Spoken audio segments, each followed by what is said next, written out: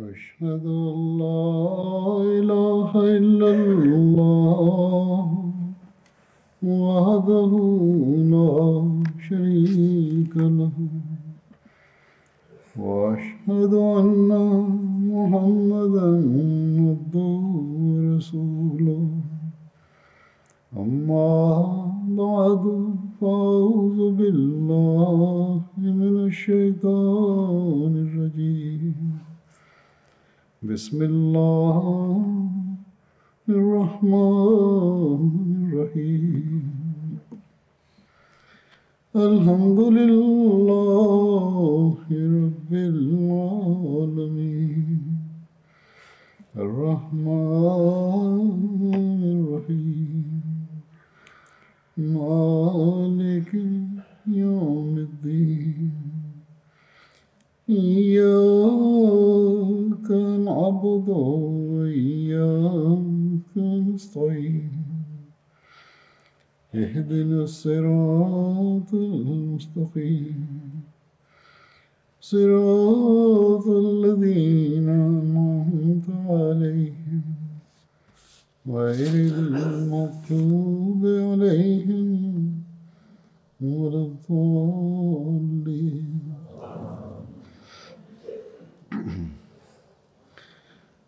आज जिन बदरी साहबी का मैं जिक्र करूँगा उनका नाम है हज़रत हलाल। Le compagnon de Badr que j'évoquerai aujourd'hui se nomme Hilal.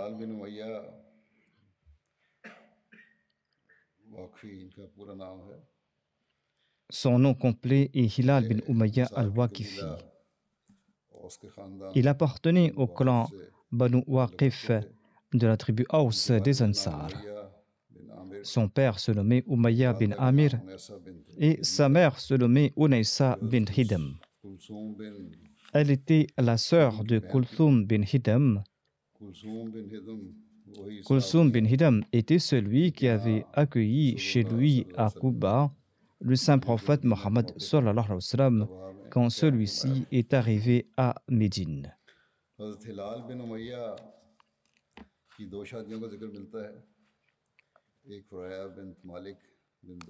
Hilal bin Umayya avait deux épouses. L'une se nommait Furayha bint Malik bin Duhsham et la deuxième se nommait Mulaika bint Abdillah.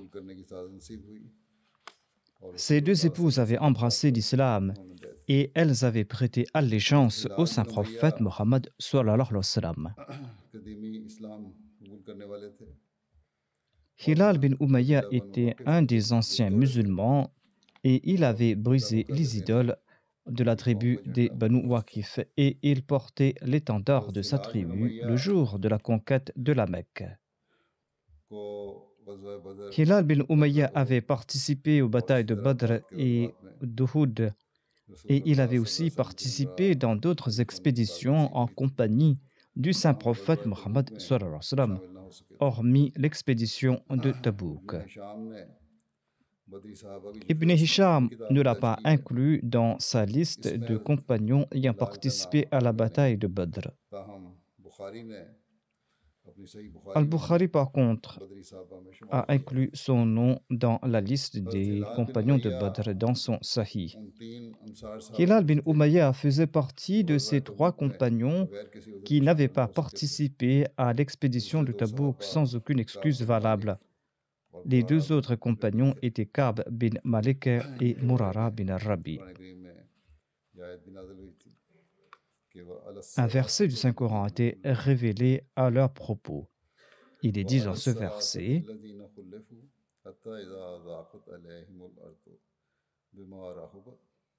وعلى الثلاثة الذين خلفوا حتى إذا ضاقت عليهم الأرض بما رحبت وضاقت عليهم أنفسهم وظنوا أن لا ملجأ من الله إلا إليه ثم تاب عليهم ليتوبوا إن الله هو التواب الرحيم.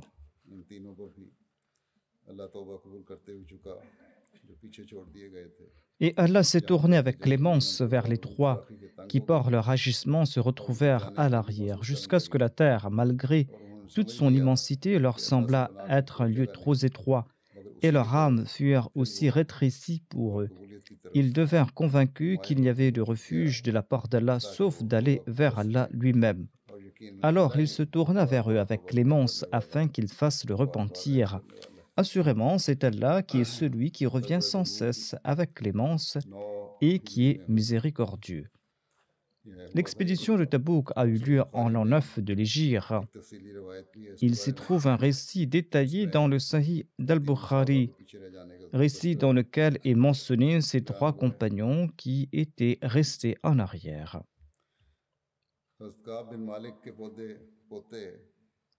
Abdurrahman, le petit-fils de Ka'b bin Malik, relate que son père, Abdullah bin Ka'b, a relaté qu'il servait de guide à Ka'b, son père, lorsque celui-ci est devenu aveugle.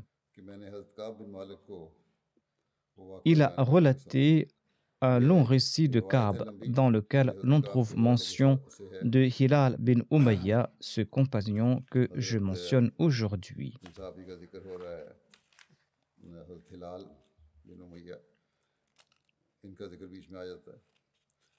Ainsi donc, Abdullah bin Ka'b relate que j'ai entendu Ka'b bin Malik raconter son histoire lorsqu'il avait faussé compagnie au messager d'Allah sallallahu alayhi wa sallam, lors de l'expédition de Tabouk. Ka'b a déclaré: je n'ai jamais faussé compagnie au messager d'Allah dans aucune de ces campagnes, sauf celle de Tabouk. Cependant, je n'ai pas participé à la bataille de Badr et à ce moment-là, aucun de ceux qui s'en étaient absentés ne reçut pour cela de reproche. En effet, l'envoyé d'Allah pour Badr n'était sorti avec les musulmans qu'à la recherche de la caravane commerciale des Korachites. Mais Allah l'exaltait les amis face à face avec leur ennemi, sans aucun rendez-vous préalable. Et Ka'b ajoute: j'étais présent avec le messager d'Allah lors de la nuit d'Aqaba. Quoiqu'il n'avait pas pu participer à la bataille de Badr, le saint prophète, paix soit lui, n'avait pas pour autant exprimé de colère pour son absence. Il ajoute: à Aqaba, nous avions promis fermement de nous cramponner à l'islam. Mais je ne donnerai pas un tel honneur en échange de ma participation à la bataille de Badr, bien que les gens mentionnent Badr plus souvent que l'alliance d'Al-Aqaba. Pour ce qui est de ma défection de l'expédition de Tabouk, je n'ai jamais été plus fort ni plus riche que lorsque j'ai fait défaut à cette campagne. Par Allah, je n'ai jamais possédé avant cette campagne 2 montures à la fois.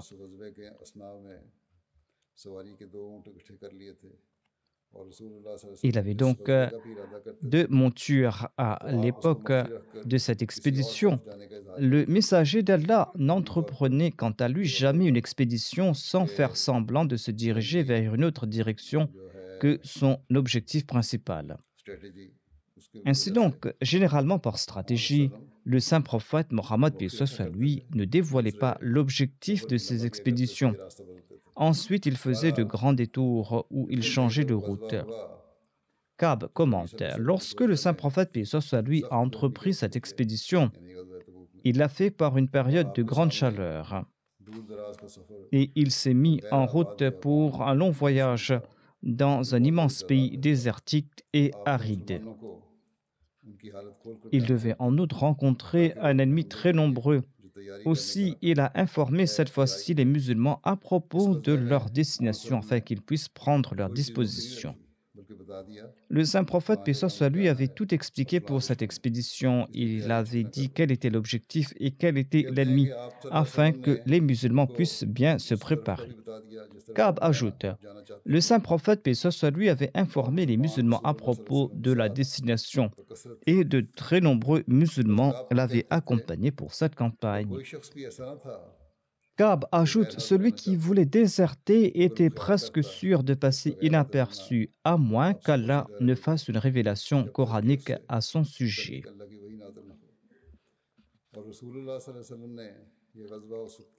Le saint prophète, paix soit lui, a entrepris cette expédition à un moment où les fruits étaient mûrs et où l'ombre était bien désirable. L'envoyé d'Allah s'était préparé ainsi que les musulmans qui étaient avec lui. Ka'b déclare, quant à moi, je sortais tous les matins pour m'équiper, mais je rentrais sans avoir rien fait. Et je me disais à chaque fois que je pourrais le faire à l'heure que je le voulais. Et cette situation a duré plusieurs jours et les musulmans, quant à eux, avaient redoublé d'efforts dans leurs préparatifs. Et un matin, ils ont pris le chemin de la guerre avec le saint prophète Mohammed paix soit lui. Je n'avais pourtant rien préparé pour être des leurs. Je me suis dit que je vais me préparer un jour ou 2 jours après leur départ afin de les rattraper, étant donné que je disposais de montures et les préparatifs seraient faciles pour moi. En tout cas, après leur départ, je suis rentré chez moi pour me préparer, mais je n'ai rien fait. Et le 3e jour, je n'avais encore rien entrepris et je n'avais rien décidé et je suis retourné tel quel à la maison. Cela a perduré tant et si bien que l'armée avait sur moi une trop grande avance. À un moment donné, pourtant, je me suis dit que je pourrais partir sur leur trace. J'aurais voulu le faire, mais je n'ai pas pu le faire. Après le départ du saint prophète Mohammed paix soit lui, chaque fois que je me mêlais aux gens, eh bien, je me voyais semblable à ceux qui étaient coupables d'hypocrisie. Lorsqu'ils sortaient dans les rues de Médine, ils ne voyaient que ceux qu'on avait accusés d'être des hypocrites, où il n'y avait que les faibles qu'Allah avait exemptés pour cause de maladie, où il n'y avait que des malades ou ceux qui étaient des peureux ou des hypocrites. Ka'b ajoute, le saint prophète, paix soit lui, ne cita pas mon nom jusqu'à son arrivée à Tabouk. Pendant qu'il était assis avec un nombre de gens, il demanda par la suite où se trouve Ka'b bin Malik.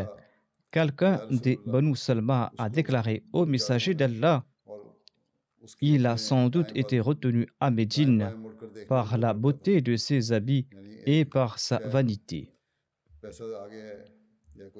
Selon lui, Ka'b n'était pas venu en raison de ses biens ou en raison de son orgueil. Mu'adh bin Jabal lui a répondu, ce sont là de bien vilaines paroles que tu viens de proférer. Ensuite, il a dit au messager d'Allah, nous n'avons jamais entendu que du bien à propos de Ka'b. C'est-à-dire, Ka'b n'est pas quelqu'un qui est arrogant ou quelqu'un qui est un hypocrite. Le saint prophète, paix soit lui, s'est tu. Ka'b bin Malik déclare, lorsque j'ai appris que le messager d'Allah avait pris le chemin de retour de Tabouk, eh bien, je fus envahi d'une grande tristesse et je me suis mis à penser à quelques mensonges pour me disculper, en me disant quelle excuse pourra me protéger de sa colère. Et j'ai pris conseil auprès des gens de ma famille. Quand on m'a appris que le saint prophète, paix soit lui, était désormais tout proche, toutes ces mauvaises inspirations, tous ces mensonges ont disparu de mon esprit. Et je me suis dit que rien ne pourra me sauver de la colère du saint prophète, paix soit lui. Aucun mensonge ne pourra me protéger de la colère du saint prophète, paix soit lui. Et c'est ainsi que j'ai décidé de dire la vérité. Le lendemain matin, le saint prophète, paix soit lui, était de retour à Médine. Et lorsqu'il rentrait d'un voyage, il réservait toujours sa première visite à la mosquée. Là-bas, il a accompli 2 rakats de prière facultative, puis il s'est assis pour recevoir les gens. C'est alors que se sont présentés ceux qui ne l'avaient pas suivi, et ces personnes lui ont présenté leurs excuses en faisant de grands serments. Ils étaient un peu plus de 80. Il y avait environ 80 personnes qui présentaient leurs excuses, qui présentaient leurs prétextes. Le saint prophète, paix soit sur lui, a accepté leur état apparent, il a accepté leur allégeance, il a imploré pour eux le pardon de Dieu, tout en laissant à Allah le soin de juger ce qu'ils cachaient en leur fort intérieur.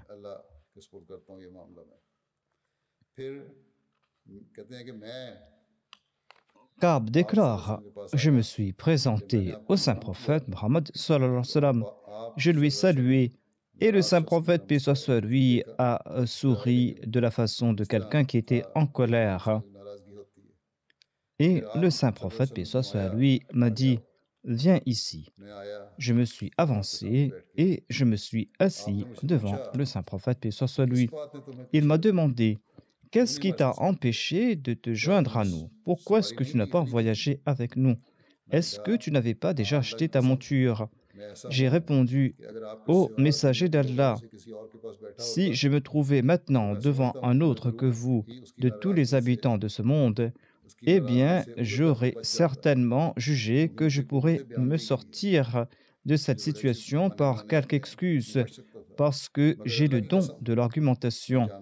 Mais par Allah, je sais très bien que si je vous mens aujourd'hui en racontant quelque histoire, Allah va me frapper de sa colère, tôt ou tard. C'est-à-dire, je pourrais éviter votre colère en vous mentant, mais je ne pourrai pas éviter la colère de Dieu. Et vous allez le savoir tôt ou tard. Ensuite, Ka'b a déclaré: Si je vous dis la pure vérité qui pourra vous fâcher, eh bien, je pourrai espérer le pardon de la part d'Allah. Si je vous dis la vérité, vous allez vous fâcher, mais j'ai l'espoir qu'Allah pourra me pardonner. Ensuite, Ka'b a ajouté: Par Allah, je n'avais aucune excuse de rester en arrière. Par Allah, je n'avais jamais été aussi fort ni aussi riche que lorsque j'ai décidé de rester en arrière. L'envoyé d'Allah sallallahu alayhi wa sallam a commenté: Il a dit la vérité. Ensuite, il a dit: Mets-toi debout et va-t'en de là en attendant qu'Allah rend son verdict à ton sujet. Je suis parti et les hommes de la tribu des Banu Salma sont sortis à ma suite et ils m'ont dit: Par Allah, nous n'avons jamais appris que tu avais commis quelque péché dans le passé et tu aurais bien pu t'excuser auprès du saint prophète, paix soit sur lui, comme se sont excusés les autres déserteurs. Ces 80 personnes qui étaient restées en arrière, et il t'aurait largement suffi auprès d'Allah que son messager pria pour ton absolution. Ka'b déclare: Par Allah, ils n'ont pas cessé de me faire des reproches jusqu'à ce que j'ai voulu retourner auprès du saint prophète, paix soit sur lui, pour revenir sur mes déclarations. Je souhaitais revenir sur les propos que j'avais tenus et présenter quelques excuses auprès du saint prophète, paix soit sur lui. Mais je leur ai demandé à ces gens-là: Est-ce qu'il y a d'autres personnes qui sont dans mon cas? Eh bien, les Banu Salma ont répondu: Oui, il y a 2 hommes qui ont tenu les mêmes propos que toi et ils ont obtenu la même réponse que toi. Ka'b a demandé: Qui sont ces personnes? Et les Banu Salma ont répondu: Il s'agit de Murara bin Rabi al-Amri et de Hilal bin Umayya al-Waqifi. Ka'b ajoute: Ils m'ont donné les noms de 2 personnes qui étaient vertueuses, 2 hommes vertueux qui avaient participé à la bataille de Badr, 2 personnes qui étaient dignes d'être pris en exemple. Lorsqu'ils ont cité ces 2 noms, eh bien, je suis parti. Et entre-temps, le saint prophète, paix soit sur lui, avait interdit aux musulmans de nous parler. Lorsqu'on a mentionné ces deux autres personnes, eh bien, je me suis dit que c'était des personnes vertueuses, et je dois me joindre à eux. Et c'est pour cette raison que je vais donc me joindre à eux et je ne vais pas présenter d'excuses. Je suis parti et entre-temps, le saint prophète Mohammed lui a interdit aux musulmans de nous adresser la parole. Ainsi donc, il y a eu un boycott contre eux.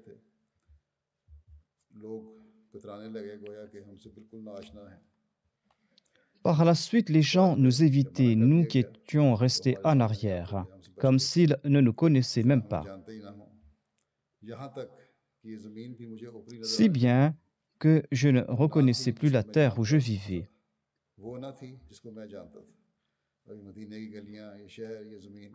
La ville de Médine, ses rues et cette terre étaient devenues étrangères pour moi. Ce n'était plus la ville que j'avais connue. C'était comme si j'étais dans un nouvel endroit, parce que les gens m'évitaient. Nous sommes restés dans cette situation 50 nuits. Et quant à mes deux compagnons, Hilal bin Umayya et Murara bin Rabi, eh bien, ils s'étaient résignés à leur sort et ils avaient ressenti de grands remords et ils sont restés à la maison et ils n'ont cessé de pleurer. Ils ne sont pas sortis de leur maison. Hilal et Murara, tous deux sont restés à la maison et passaient leur temps à pleurer. Ka'b déclare, pour ma part, j'étais plus jeune et j'étais plus fort que ces deux-là. Et c'est pour cette raison que je sortais pour prendre part à la prière avec les musulmans. Je ne passais pas mon temps à pleurer à la maison, je faisais l'istighfar et je sortais de ma maison et je partais accomplir la prière avec les musulmans. Je parcourais les marchés sans que personne ne m'adressât la parole. Et j'allais en présence du saint prophète Mohammed lui à la mosquée et je saluais le saint prophète lorsqu'il était assis après la prière. Et je me demandais en moi-même s'il avait ou non remué les lèvres pour répondre à mon salut. Puis je me plaçais tout près de lui pour prier et je l'épiais furtivement. Et lorsque je priais, il me regardait et quand je me tournais vers lui, il se détournait de moi.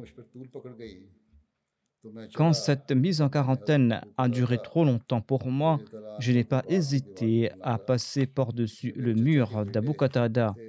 Il était mon cousin et il était un de mes plus chers amis. Je lui ai adressé le salut, Assalamu alaikum, mais par Allah, il n'a même pas daigné me répondre. Je lui ai dit, ô Abu Qatada, je te supplie par Allah de me dire si tu sais que j'aime Allah et son messager. Il s'est tu. Et je lui ai posé la question de nouveau. Et lui, il s'est tu. J'ai posé cette question une troisième fois. Et c'est là qu'il a répondu, Allah et son messager savent le mieux. En entendant cela, j'avais des larmes aux yeux. Et je suis parti en sautant par-dessus de son mur.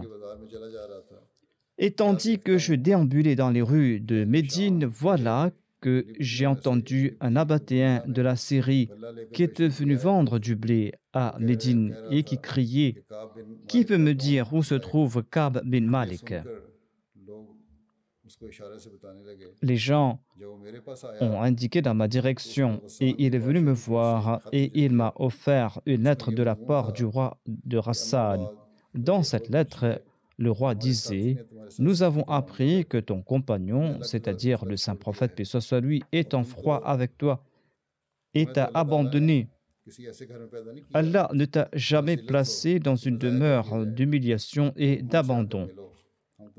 Rejoins-nous et nous allons te servir gracieusement. » Lorsque j'ai lu cette lettre, je me suis dit « Ceci est une nouvelle épreuve. » Et j'ai pris cette lettre, je suis parti vers le four à pain et je l'ai brûlé. Quand 40 nuits se sont écoulées, eh bien, un messager est venu de la part du saint prophète, paix soit sur lui. Ce messager a dit « L'envoyé d'Allah, sallallahu alayhi wa sallam, t'ordonne de ne plus approcher ta femme. » Je lui dis, est-ce que je dois la répudier ou bien que dois-je faire? Il a dit, non, mais sépare-toi d'elle et ne t'approche plus d'elle. Et le saint prophète, paix soit lui, a envoyé le même message à mes deux compagnons, Hilal et Murara. C'est là que j'ai dit à ma femme, retourne chez ta famille et reste chez ta famille jusqu'à ce qu'Allah prononce son jugement dans cette affaire. La femme de Hilal bin Umayya est venue voir l'envoyé d'Allah. Hilal bin Umayya, celui que je mentionne aujourd'hui. Sa femme est venue voir le saint prophète et a dit, ô envoyé d'Allah, Hilal bin Umayya est très vieux et il n'a aucun domestique. Seriez-vous en colère si je continue à le servir? Le saint prophète a répondu, non, tu peux préparer le repas pour lui, tu peux faire tes tâches ménagères, mais il ne doit pas s'approcher de toi. Elle a répondu, par Allah, il est incapable de quoi que ce soit, et par Allah, il ne cesse de pleurer depuis le jour de cette triste affaire. Depuis qu'il a été puni, depuis cette excommunication, eh bien, il ne fait que pleurer. Ka'b ajoute, certains de mes proches sont venus me voir. Pourquoi ne demandes-tu pas à l'envoyé d'Allah la permission de garder ta femme, puisqu'il a autorisé à la femme de Hilal de le servir? Ka'b a répondu, jamais je ne demanderai cette permission au saint prophète, paix soit lui, par Allah, parce que j'ignore ce que répondra le saint prophète, paix soit lui. Moi, je suis jeune et Hilal, quant à lui, est vieux. Ainsi, je suis resté 10 nuits de plus dans cet état, si bien que c'était complété 50 nuits depuis que le saint prophète, paix soit lui, avait interdit toute conversation avec nous. Lorsque j'avais complété ma prière du matin, le lendemain de la 50e nuit, et que j'étais sur le toit de ma maison, j'étais dans cet état qu'avait mentionné Allah dans ce livre, c'est-à-dire jusqu'à ce qu'il fût senti à l'étroit sur la terre malgré son ampleur. Eh bien, alors que j'étais dans cet état de détresse, j'ai entendu la voix de quelqu'un qui criait du haut du mont Salah. Salah, qui est une colline de Médine. Et il criait aussi fort qu'il pouvait le faire. Ô Ka'b bin Malik, réjouis-toi de la bonne nouvelle. Et je suis tombé en prosternation, sachant que quelque chose était venu me délivrer de mon malheur. Le messager d'Allah avait en effet annoncé lors de la prière de l'aube qu'Allah avait enfin agréé notre repentir de par sa grâce. Les gens sont venus en courant dans notre direction pour nous donner la bonne nouvelle. Et il y a 2 personnes qui sont parties donner la bonne nouvelle à mes 2 compagnons, Hilal et Murara. Et un 3e s'est lancé dans ma direction au galop de son cheval. Un autre homme de la tribu Aslam est monté sur une colline pour m'annoncer la bonne nouvelle. Et sa voix m'est parvenue avant l'arrivée du cavalier. Quand celui qui m'avait annoncé la bonne nouvelle est venu vers moi, je lui ai donné mes 2 tuniques en récompense de sa bonne nouvelle. Par là, je n'avais pas d'autre tunique que celle-là, et j'ai dû emprunter 2 autres pour me couvrir. Et je suis alors parti dans la direction du saint prophète Mohammed, paix soit lui. Et les gens m'accueillaient en groupe et me félicitaient en raison de l'agrément de mon repentir. Il me disait, nous te félicitons pour l'acceptation de ton repentir. Je suis entré dans la mosquée et se trouvait là-bas le saint prophète, paix soit lui, assis au milieu des gens. Talha bin Ubaydullah a couru dans ma direction. En me voyant, il m'a salué et m'a félicité. Aucun des muhajirines ne s'est levé pour me rencontrer. Je n'oublierai jamais cette marque d'amitié de Talha. Ka'b déclare, lorsque j'ai salué le saint prophète Mohammed, paix soit lui, il avait le visage rayonnant de joie. Et il m'a dit, réjouis-toi du plus beau jour que tu n'aies jamais connu depuis que ta mère t'a mis au monde. Et j'ai demandé, est-ce que cette faveur vient de vous, ô messager d'Allah, ou est-ce une faveur qui vient de la part d'Allah? Le saint prophète Mohammed lui a répondu, c'est de la part d'Allah le Tout-Puissant. Quand le prophète d'Allah était content, son visage rayonnait de lumière au point où il ressemblait à un morceau de lune éclatante, et nous savions reconnaître sa joie. Une fois assis devant lui, je lui ai dit, ô envoyé d'Allah, pour prouver davantage mon repentir, je voudrais présenter en aumône mes biens dans la voie d'Allah et de son messager. Le messager d'Allah sallallahu alayhi wa sallam, a répondu, garde une partie de tes biens pour toi-même, cela est préférable pour toi. Et j'ai répondu, je garde ma part du butin de Khaybar. Ô messager d'Allah, j'ai ajouté, Allah le Très-Haut ne m'a sauvé qu'à cause de ma sincérité, et comme une autre preuve de mon repentir, je ne dirai que la vérité tant que je vivrai. Par Allah, je n'ai jamais connu, jusqu'aujourd'hui, un musulman qui a été mieux récompensé que moi par Allah en raison de sa sincérité.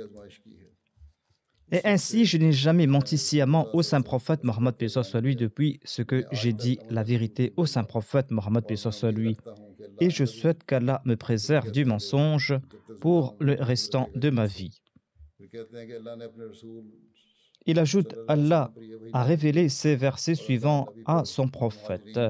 Allah s'est tourné certainement avec clémence vers le prophète et vers les émigrés et les ansars qui l'ont suivi à l'heure de la détresse, après que le cœur d'une partie d'entre eux se soit presque dévié. Il s'est tourné de nouveau vers eux avec clémence. Assurément, Allah est compatissant et miséricordieux envers eux. Ka'b ajoute, par Allah, je n'ai jamais reçu d'Allah une plus grande grâce depuis qu'il m'a guidé vers l'islam que celle d'avoir été sincère envers le saint prophète, paix soit lui, et de ne pas lui avoir menti. J'ai dit la vérité, sinon j'aurais été détruit à l'instar de ceux qui lui avaient menti. En effet, Allah avait utilisé des paroles les plus méprisantes à l'égard de ceux qui avaient menti. En cette occasion, il a utilisé des paroles qu'il n'a jamais utilisées à l'égard de personne. Allah a révélé dans ces versets pour les condamnés. Ils vous jureront par Allah quand vous reviendrez parmi eux. Allah ne sera pas content du peuple rebelle. Ka'b commente que notre verdict a tardé par rapport à ceux dont le saint prophète avait accepté les excuses. Ils avaient juré de leur sincérité au messager d'Allah. Le saint prophète qui a accepté leurs excuses et qui a accepté leur allégeance, et le saint prophète, paix soit lui, a prié pour leur absolution. Mais le saint prophète avait laissé notre cas en suspens jusqu'à ce qu'Allah rendit son verdict. Et Allah avait déclaré à ce sujet, et il accepta le repentir des trois qui ont été laissés de côté. Ici, cela ne signifie pas que nous avons été laissés en arrière lors de l'expédition de Tabouk, mais que nous avions été mis de côté par rapport à ceux qui avaient faussement juré de leur innocence auprès du saint prophète sallallahu alayhi wa sallam. C'est-à-dire, nous étions différents de ceux qui avaient menti et qui avaient juré.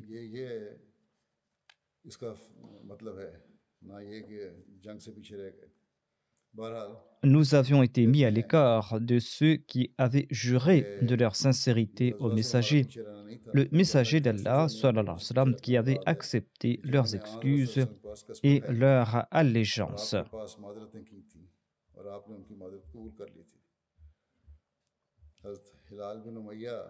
Hilal bin Umayya est décédé lors du règne de l'émir Muawiyah.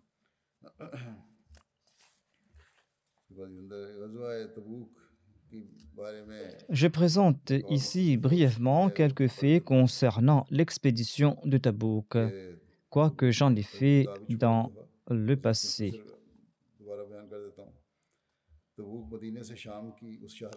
Tabouk est une ville qui se situe sur la voie empruntée de Médine vers la Syrie par les caravanes commerciales. Il s'agit d'une ville située entre la vallée d'Al-Qura et la Syrie. On appelle aussi la ville des Ashabul Aïka, vers qui avait été envoyé le prophète Chouaïb. Chouaib était un habitant de Midian et il avait été suscité pour les Ashabul Aïka qui vivaient dans les environs. Tabouk est situé à environ 375 000 de Médine. L'expédition de Tabouk a plusieurs noms. On le nomme la Ghazwatul Usra ou la Jaysul Usra, c'est-à-dire l'expédition de la rigueur ou l'armée de la rigueur. Elle est aussi connue comme la Ghazwa al-Fadiha, l'expédition qui avait causé l'humiliation des hypocrites.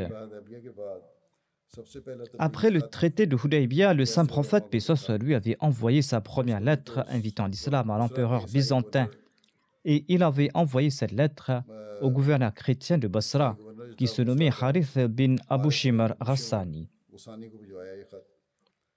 Quand Harith a reçu le message du saint prophète, paix soit lui, il a exprimé son hostilité et il a menacé de lancer une attaque contre la ville de Médine. Et les habitants de Médine appréhendaient l'assaut de Harith à n'importe quel moment. Les tribus nabatéennes de la Syrie qui venaient vendre leur huile à Médine avaient informé le saint prophète Mohammed lui que l'empereur byzantin était en train d'amasser une armée en Syrie. Selon un autre récit, les chrétiens de l'Arabie avaient informé l'empereur romain que celui qui se disait être prophète a été tué, qu'Allah nous en protège et que les musulmans ont été frappés de famine et que leurs animaux sont morts. Sur ce, l'empereur a préparé une armée de 40 000 soldats issus de plusieurs tribus et a posté cette armée à Balqa, une ville syrienne sous la direction d'un grand général. Cette information n'était pas avérée non plus, mais a été la raison de ces préparatifs. Quand le saint prophète Mohammed lui a reçu cette nouvelle, les gens n'étaient pas à même d'entreprendre cette expédition. Or, le saint prophète lui a demandé le départ et il a informé les musulmans à propos de l'objectif afin qu'ils puissent se préparer. Ceci a été mentionné dans le commentaire d'Allama Zurqani.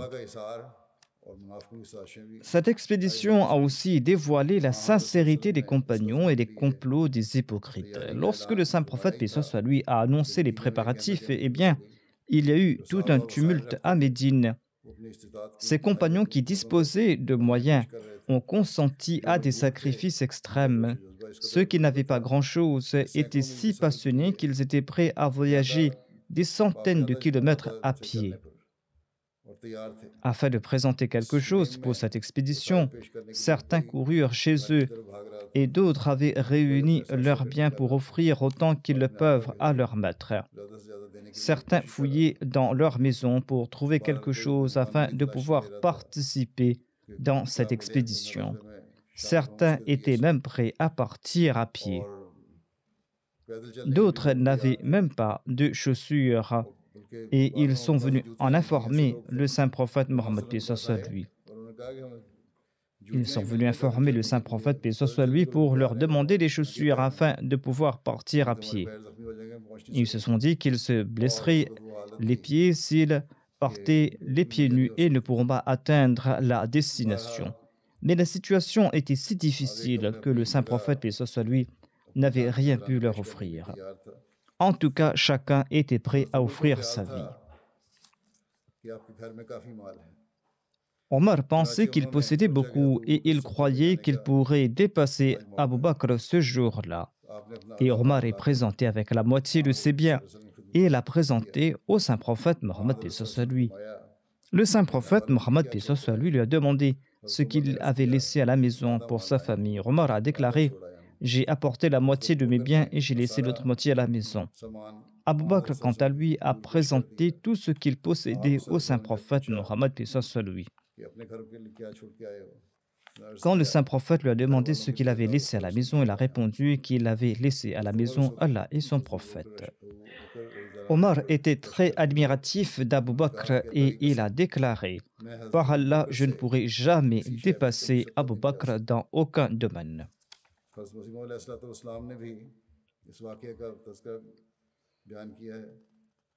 Le Messie premier l'Islam a aussi évoqué cet épisode en ces termes. Il déclare un jour, quand le saint prophète Mohammed lui a fait une demande de fonds, Abu Bakr est venu avec tout ce qu'il possédait à la maison. Le saint prophète sallallahu alayhi wa sallam lui a demandé « Qu'est-ce que tu as laissé à la maison ?» Abu Bakr a répondu « Allah et son envoyé ». Omar, quant à lui, est venu avec la moitié de ses biens. Et le saint prophète Mohammed lui a demandé « Qu'est-ce que tu as laissé à la maison ?» Il a répondu « La moitié de mes biens ». Le saint prophète lui a commenté « La différence entre les actions d'Abu Bakr et d'Omar démontre leur différence en statut. »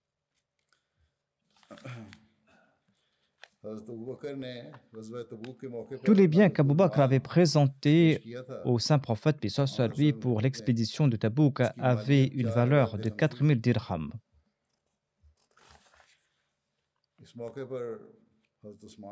Othman avait lui aussi préparé des chameaux, des chevaux et de l'argent.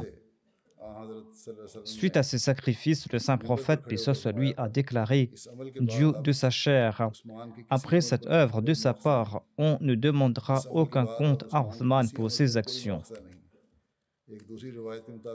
Selon un autre récit, le saint prophète Mohammed lui aurait déclaré « Toute action qu'Othman accomplira après ce jour ne lui nuira pas. » Et le saint prophète Mohammed lui a répété cette phrase à 2 reprises. Abu Aqil, un autre compagnon, n'avait rien à offrir pour l'expédition. Sur ce, il a décidé d'arroser le champ de quelqu'un durant la nuit contre un salaire. Et ainsi, il passait toute la nuit à tirer de l'eau hors d'un puits afin d'arroser les champs de cette personne.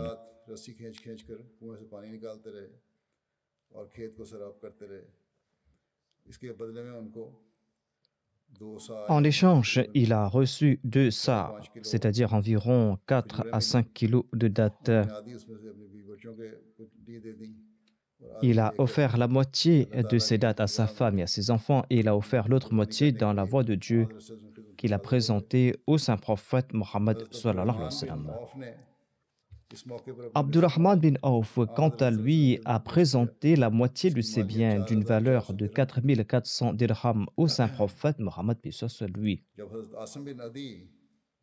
Asim bin Adi a offert quant à lui 100 wasak de dattes pour cette expédition.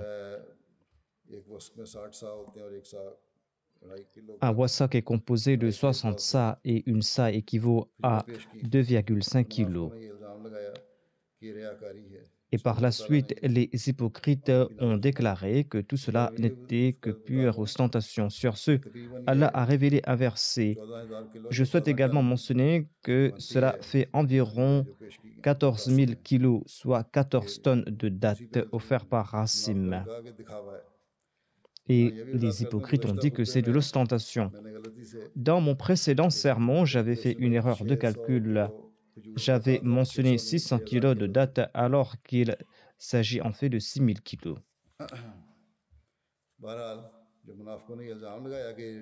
Lorsque les hypocrites ont déclaré que c'est de l'ostentation, et bien sûr ce, Allah a révélé ce verset de la sourate At-Tawbah.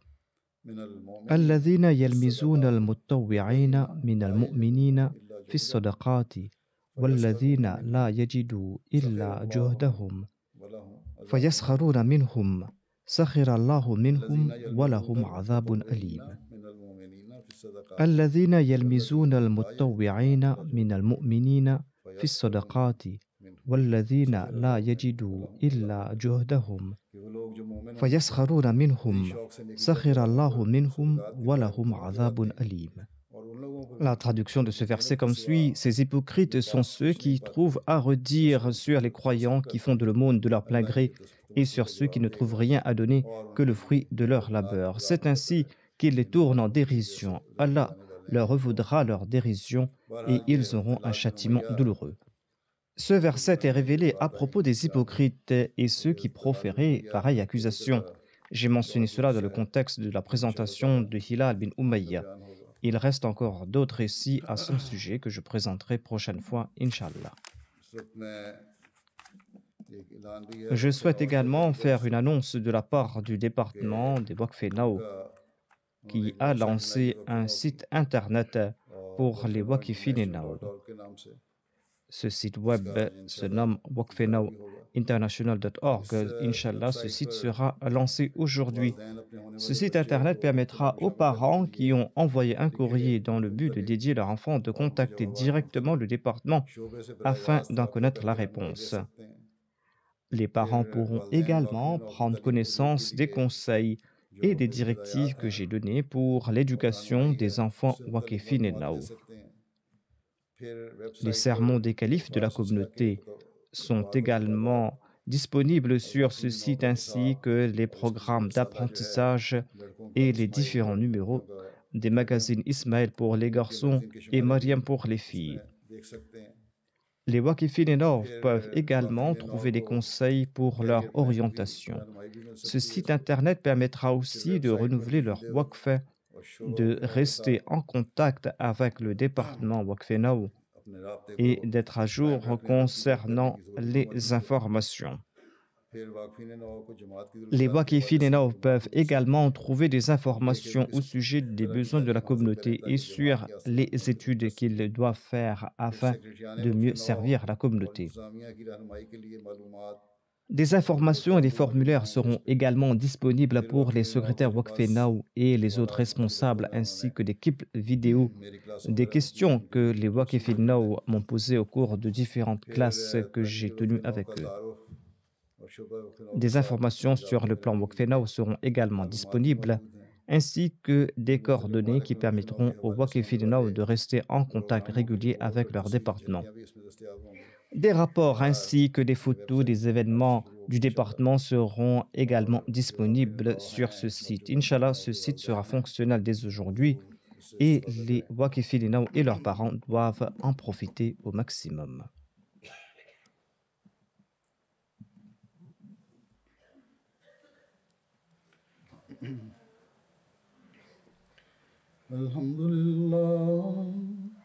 الحمد لله نحمده ونستعينه ونستغفره ونؤمن به ونتوكل عليه ونعوذ بالله من شرور أنفسنا ومن سيئات أعمالنا من يهده الله فلا مضل له ومن يضلل فلا هادي له ونشهد أن لا إله إلا الله ونشهد أن محمدا عبده ورسوله عباد الله رحمكم الله إن الله يأمر بالعدل والإحسان وإيتاء ذي القربى وينهى عن الفحشاء والمنكر والبغي يعظكم لعلكم تذكرون اذكروا الله يذكركم وادعوه يستجب لكم ولذكر الله أكبر